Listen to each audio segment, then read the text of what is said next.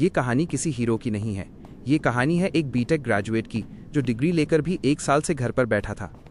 भारत में पढ़ाई पूरी हो चुकी थी, लेकिन नौकरी का नाम कहीं नहीं था। दिन में चाय, शाम को ताने, और हर ताना मेरे पिता की तरफ से फ्री में आता था। हर दिन एक ही डायलॉग सुनने को मिलता था, कुछ करेगा या बस मोबाइल चलाता रहेगा। एक दिन दिल ने कहा, बस अब बहुत हो गया। मैंने अपने पिता से कहा, मैं लॉस सैंटोस जा रहा हूँ, वहाँ पैसे कमाऊंगा, और जब तक बहुत सारा पैसा नहीं कमा लूंगा वापस नहीं आऊँगा। पिता ने कुछ नहीं कहा, लेकिन उनकी साइलेंस सबसे ज़्यादा भारी थी। मैं घर से निकला, एक बैग, थोड़े सपने और बहुत सारा प्रेशर लेकर। इंडिया से निकलने से पहले मैंने अपने दोस्त नितिन को फ़ोन किया। नितिन लॉस सैंटोस में रहता है और एक अमीर कार डीलर के यहाँ मैनेजर का काम करता है। मैंने उससे कहा, भाई मेरे लिए वहाँ कुछ काम देख लेना, मैं आ रहा हूँ लॉस सैंटोस। नितिन हंसते हुए बोला, चिंता मत कर, तू बस यहाँ पहुँच जा, बाकी सब मैं संभाल लूँगा। उसकी बात सुनकर थोड़ी हिम्मत आई, थोड़ा कॉन्फिडेंस बढ़ा, और फिर मैं फ्लाइट में बैठ गया। दिल में डर था, लेकिन उससे ज़्यादा उम्मीद थी। लॉस सैंटोस मेरा इंतज़ार कर रहा था, या शायद मेरी अगली मुश्किल। मैंने नितिन से कहा था, भाई मुझे एयरपोर्ट के टर्मिनल 4 पर लेने आ जाना, मुझे यहाँ के बारे में कुछ भी नहीं पता। पता नहीं नितिन कहाँ रह गया है, साला आज भी टाइम पर कोई काम नहीं करता। लगता है वो गाड़ी नितिन की ही है। आ गया साला, देर आए दुरुस्त आए। भाई इसकी ड्राइविंग देखो, साला जिस तरह से गाड़ी लहराते हुए ला रहा है ना, इसे देखकर तो अंदर बैठने से पहले ही इंसान को अपनी लाइफ इंश्योरेंस याद आ जाए। इसके साथ गाड़ी में बैठना मतलब सीधे यमराज को हाय हेलो बोलने जैसा है। और नितिन, क्या हाल चाल है भाई तेरे? और ये क्या तरीका है गाड़ी चलाने का? मुझे लगा था तू मुझे लेने आया है, पर तेरी ड्राइविंग देखकर लगा जैसे तू मुझे सीधा ऊपर पहुंचाने के इरादे में है। मैं तो भाई एकदम मस्त हूँ टकाटक, पर तेरा क्या सीन है? तुझे क्या घर वालों ने सच में बाहर निकाल दिया, या फिर बोरिया बिस्तर खुद ही समेट लिया? खैर जो भी हो, अब तू टेंशन लेना छोड़ दे।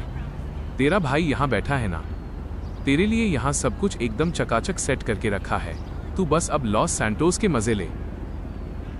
चल अब चलते हैं नितिन भाई, पर सुन, गाड़ी मैं चलाऊंगा, मुझे तेरा रत्ती भर भी भरोसा नहीं है भाई। क्या पता लॉस सैंटोस घुमाने के चक्कर में तू मुझे सीधा ऊपर ही पहुंचा दे। अभी तो मेरी शादी भी नहीं हुई है, कुंवारा ही मरवाएगा क्या? ठीक है भाई, तू ही चला ले, लेकिन थोड़ा ध्यान से। ये इंडिया नहीं है कि पुलिस को हरी पत्ती दिखाई और बच निकले। यहाँ अगर पकड़ा गया ना, तो ऐसी तगड़ी पेनल्टी भरनी पड़ेगी कि सारा लॉस सैंटोस घूमने का भूत उतर जाएगा। ठीक है भाई, अब ज्यादा पंचायत मत कर और जल्दी से इस लोकेशन पर चल। मैंने गूगल मैप लगा दिया है। देख, मैंने अपने बॉस मिस्टर ओबेरॉय से तेरे जॉब की बात की है और उन्हें बड़ी मुश्किल से रोक कर रखा है। उनके पास इतना टाइम नहीं होता कि तेरा इंतजार करें, इसलिए थोड़ा जल्दी हाथ चला, वरना नौकरी मिलने से पहले ही हाथ से निकल जाएगी। ठीक है भाई नितिन, चला रहा हूँ। बस तू सीट बेल्ट कस के पकड़ ले और दुआ कर कि हम सही सलामत ओबेरॉय जी के दर्शन कर लें। देख अभिषेक, लगता है अभी बारिश हुई थी यहाँ। सड़कें देख कैसे चमक रही हैं। भाई यहीं एंट्रेंस से गाड़ी ऊपर चढ़ा ले। मिस्टर ओबेरॉय अपने कार मेंटेनेंस गैरेज पर ऊपर ही मिलेंगे। ये रहे मिस्टर ओबेरॉय। अभिषेक, गाड़ी यहीं पीछे बैक करके पार्क कर दे। और भाई थोड़ा आराम से। ओबेरॉय जी को अपनी इन गाड़ियों से कुछ अलग ही लगाव है। अगर खरोंच भी आई तो समझ ले, नौकरी तो गई ही, साथ में हम दोनों की खैर नहीं। चल अभिषेक, अब मेरे आगे चल और थोड़ा फॉर्मल हो जा भाई। ये कॉलेज की कैंटीन नहीं है, मिस्टर ओबेरॉय का दरबार है। अच्छा नितिन, तो ये है तुम्हारा वो दोस्त जिसके बारे में तुम इतनी तारीफें कर रहे थे।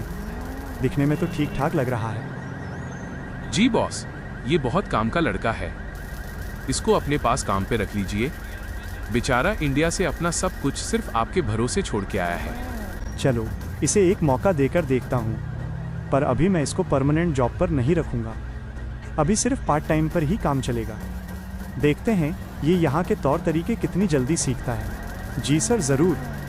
मौका देने के लिए आपका बहुत बहुत धन्यवाद। अच्छा सर, अब मैं चलता हूँ।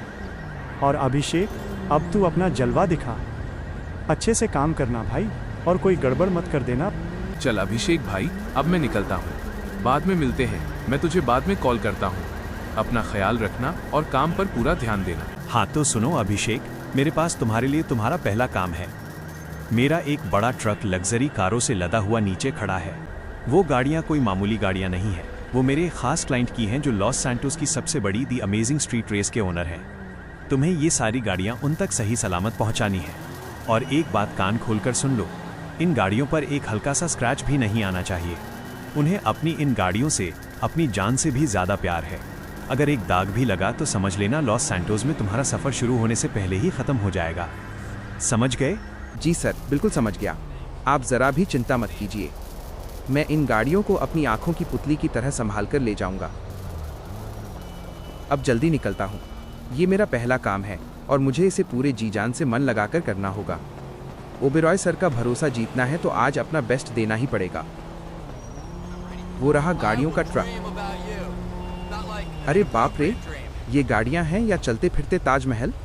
देखने में ही इतनी महंगी लग रही हैं कि अगर एक टायर भी छू लिया तो मेरी 7 पुश्तें कर्जा चुकाती रहेंगी। और ये ट्रक, भाई साहब, ये ट्रक है या चलता फिरता कोई किला? इसके सामने तो अपने इंडिया के ट्रक छोटा हाथी लगते हैं। पता नहीं मैं ये पहाड़ जैसा ट्रक चला भी पाऊंगा या नहीं। इंडिया में तो बस पापा से छुप छुप कर उनकी स्विफ्ट चलाई थी, वो भी मोहल्ले की तंग गलियों में। यहाँ तो पूरा का पूरा शोरूम लाद कर ले जाना है। पर खैर, जो होगा देखा जाएगा। अब कदम आगे बढ़ा दिया है तो पीछे मुड़कर नहीं देखूंगा। बाप रे बाप, ये इंजन की आवाज़ है या बादलों की गड़गड़ाहट? पूरा ट्रक ऐसे हिल रहा है जैसे कोई बड़ा सा भूचाल आ गया हो।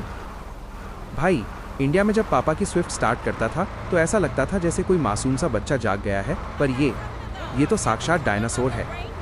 अरे अरे, ये ब्रेक है या जिम की मशीन? इतना जोर लगाना पड़ रहा है।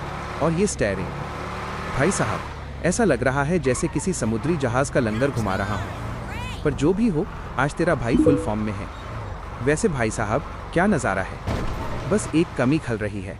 अगर आज मैं इंडिया में ट्रक चला रहा होता तो अब तक ट्रक के पीछे लिखी 10 तरह की शायरी पढ़ चुका होता, जैसे हंस मत पगली प्यार हो जाएगा या बुरी नज़र वाले तेरा मुंह काला। पर यहाँ तो सब सन्नाटा है। चलो, इसी बात को ध्यान में रखकर अपने देसी स्टाइल में एक शायरी हो जाए। अर्ज़ किया है कि ट्रक के पीछे लिखा होता है कि देखो मगर प्यार से, पर यहाँ तो गाड़ियाँ ऐसी हैं कि ओबेरॉय सर देखेंगे हमें मार के। किस्मत ने मारा धक्का तो आ गए हम 7 समंदर पार। हाथ में है स्टीयरिंग और पीछे लदी है करोड़ों की कार। इंडिया की सड़कों पर तो गड्ढों से जंग लड़ते थे हम, यहाँ लॉस सैंटोस में इन फिरंगियों के ट्रैफिक ने निकाल दिया है दम। वाह वाह, क्या बात है अभिषेक, तू तो ड्राइवर के साथ साथ शायर भी बन गया। अब बस ये ट्रक सही सलामत पहुंच जाए, वरना ये शायरी ही मेरी आखिरी वसीयत बन जाएगी। चलो, अब थोड़े ट्रक के रेडियो में गाने चला लेता हूँ ताकि सफ़र आराम से मज़ेदार निकल जाए, वरना अकेले अकेले तो मैं खुद से ही बातें करते करते पागल हो जाऊँगा। Messing with my head again. You had your heart set on me, but these feels they come and go, and they come so easily. Tell me what it is about you that I can't. ओ भाई साहब, आखिरकार पूरे 4 घंटे के लंबे सफ़र के बाद मैं अपनी मंजिल तक पहुंच ही गया। मेरी तो कमर अकड़ गई है और हाथ ऐसे जम गए हैं जैसे स्टीयरिंग व्हील ही मेरा नया शरीर हो। लेकिन सामने तो देखो, वाह, ये महल है या स्वर्ग का छोटा सा हिस्सा? कितना सुंदर पैलेस है यार। ओए लड़के, ये गाड़ियाँ इधर ले आओ। ये गाड़ियाँ मेरे पापा की हैं। ट्रक इधर ले आओ और जल्दी करो, हमारे पास फालतू वक्त नहीं है। लो भाई, अभी तो महल देखकर खुश हो रहा था, यहाँ तो आते ही पापा की परी ने हुक्म चलाना शुरू कर दिया। इतना एटीट्यूड। अब जल्दी चलता हूँ और सर से मिलकर सारी पेपर फॉर्मेलिटीज़ पूरी कर लेता हूँ। आखिर मेहनत की है तो कागज़ पत्तर भी तो पक्के होने चाहिए ना, ताकि ओबेरॉय सर को सबूत दे सकूँ कि अभिषेक अपना काम पूरी ईमानदारी से करके आया है। तो तुम्हें ओबेरॉय ने भेजा है मेरी गाड़ियाँ लेकर? ओबेरॉय की यही बात मुझे पसंद है, वो हमेशा अपना काम समय पर करके देता है। लॉस सैंटोस में वक्त ही पैसा है और उसने मेरा वक्त बचा लिया। चलो, अब देर मत करो, लाओ जो भी फॉर्मेलिटीज़ हैं दिखाओ मुझे, मैं जल्दी जल्दी साइन कर देता हूँ। और फिक्र मत करो, इसके पैसे अभी के अभी ओबेरॉय के अकाउंट में ट्रांसफ़र कर देता हूँ। काम अच्छा हुआ है तो पेमेंट भी पक्की होगी। हाश, चलो, सारी फॉर्मेलिटीज़ पूरी हो गईं। कागज़ों पर साइन होते होते शाम हो गई है, पर काम एकदम चकाचक निपट गया। और भाई साहब, किस्मत देखो, सर ने मुझे अपनी पर्सनल गाड़ी भी दे दी है। कह रहे हैं इसकी सर्विसिंग होनी है तो इसे मुझे ओबेरॉय सर के गैरेज पर ही छोड़ना है। कहाँ वो पहाड़ जैसा ट्रक और कहाँ ये मखमली सोफे जैसी गाड़ी। अब आएगा असली मज़ा। इसे चलाकर जाने में तो ऐसा लगेगा जैसे मैं खुद इस शहर का VIP हूँ। चलो अभिषेक बेटा, अब इसे आराम से गैरेज तक पहुँचाते हैं। वरना शाम का ट्रैफिक और ऊपर से ये करोड़ों की मशीन। रिस्क नहीं लेने का। Hey, what the hell? Why you hanging on the rooftop by yourself?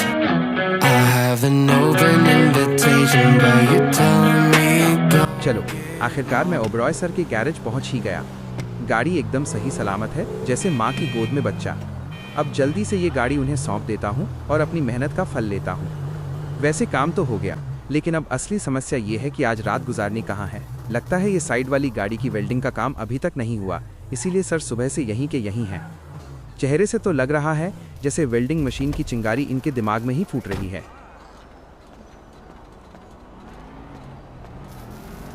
Sir, मैं सारा काम एकदम अच्छे से कराया हूँ। गाड़ियाँ डिलीवर हो गई हैं, पेपर साइन हो गए हैं। अब आप प्लीज़ मेरे रात गुजारने का कोई जुगाड़ कर दीजिए। कोई भी छोटा मोटा कोना चलेगा सर, बस ये पैर सीधे करने की जगह मिल जाए। बेटा अभिषेक, मेरी बात ध्यान से सुन। मुझे माफ़ करना, पर अगर मैंने तुझे अपने घर में रहने के लिए जगह दी तो मेरी बीवी मुझे बहुत मारेगी। तुझे पता नहीं है, पर मुझे अपनी बीवी से बहुत डर लगता है बेटा। वो वेल्डिंग मशीन से ज़्यादा खतरनाक है। क्या तू प्लीज़ आज रात कहीं यहीं गैरेज के बाहर इन कूड़े के ड्रम वगैरह के पीछे रात गुजार लेगा? देख, थोड़ा एडजस्ट कर ले। वैसे भी लॉस सैंटोस की हवा ताज़ा है और कूड़े के ड्रम थोड़े डिज़ाइनर हैं। सर, कूड़े का ड्रम? सर, वहाँ तो मच्छर भी मेरा स्वागत तालियों से नहीं, काट काट के करेंगे। पर आपकी बीवी का खौफ देखकर लग रहा है कि कूड़े के ड्रम में सोना फिर भी सुरक्षित है। कम से कम ड्रम मुझे बेलन से तो नहीं मारेगा। ठीक है सर, जैसी आपकी मर्जी। अब बीवी का मामला है तो मैं बीच में नहीं आऊँगा, आखिर मुझे भी अपनी जान प्यारी है। बस दुआ करना कि सुबह तक मैं साबुत बचूं और कोई नगर निगम वाला मुझे कचरा समझकर ट्रक में लोड करके न ले जाए। चलो भाई अभिषेक, अब नखरे करने का टाइम नहीं है। ये साइकिल ही सही, कम से कम पैदल तो नहीं चलना पड़ेगा। इसे ले चलते हैं, कल सुबह जब काम पर आऊँगा तो चुपचाप वापस ले आऊँगा। आखिर ओबेरॉय सर ने कूड़ेदान का ऑफर दिया है तो साइकिल तो मेरा हक बनती है। अरे यार, यहाँ तो असली पंगा हो गया। यहाँ लॉस सैंटोस में तो मैं किसी पार्क की बेंच या सड़क किनारे भी नहीं सो सकता। भाई, यहाँ का कानून बड़ा सख्त है। सरेआम ऐसे सोना यहाँ मना है, पुलिस वाले सीधा डंडा लेकर आ जाएंगे। इंडिया में क्या था अपना, कहीं भी सो जाओ। कोई खाली चबूतरा दिखा या पेड़ की छाँव मिली, चादर तानी और घोड़े बेचकर सो गए। वहाँ तो स्टेशन हो या फुटपाथ, अपनी मर्जी के मालिक थे हम। पर ये फिरंगियों का शहर, यहाँ तो सुकून से खर्राटे मारना भी गैरकानूनी लग रहा है। अब लगता है आज रात के सोने के लिए सच में कोई कूड़ेदान ही ढूंढना पड़ेगा। कम से कम उसके अंदर घुस गया तो किसी पुलिस वाले की नज़र तो नहीं पड़ेगी। उधर जाकर देखता हूँ, लगता है शायद उधर कोई कूड़ेदान होगा। बस एक बार कोई खाली और बड़ा सा डब्बा मिल जाए, फिर तो दुनिया से ओझल होकर अपनी नींद पूरी करूँगा।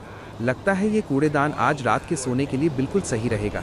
एक तो ये यहाँ कोने में भी है और ऊपर से यहाँ किसी पुलिस वाले की नज़र भी नहीं जाएगी। बाहर से भले ही ये कचरा दिख रहा हो, पर मेरे लिए तो आज रात यही ताज होटल है। खुशबू तो थोड़ी डेंजरस है, पर चलो, जेल की हवा खाने से तो बेहतर है कि कूड़े की गंध में सो जाऊं। कम से कम यहाँ कोई कागज़ मांगने वाला तो नहीं आएगा। अभिषेक बेटा, घुस जा अंदर और याद रख, ये संघर्ष के दिन हैं, एक दिन अपनी भी हवेली होगी।